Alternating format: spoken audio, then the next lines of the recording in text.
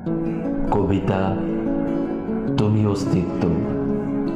তুমি কালো শাড়ি পরে, চোখে কালো কাজল দিয়ে, খোলা চুলে রিকশায় আমার পাশে বসে আমাকে বারবার বিরক্তিকর প্রশ্নটাই করো। আমাকে বারবার বলতে থাকো কেমন লাগছে শাড়িতে আমাকে।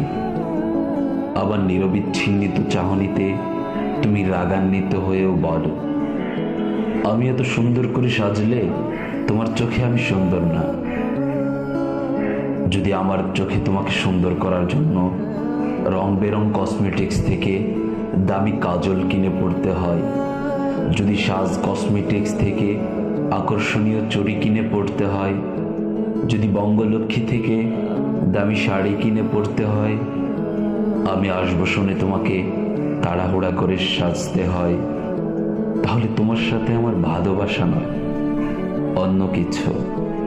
তোমার এলোমেলো জীবন, তোমার জীবনের সমস্ত ভুল, তোমার ভুলভাল শব্দচয়ন, তোমার সমস্ত কাজল চুড়ি শাড়ি সাজবিহীন তুমিটাই আমার চোখে সর্বদা সবসময় সুন্দর।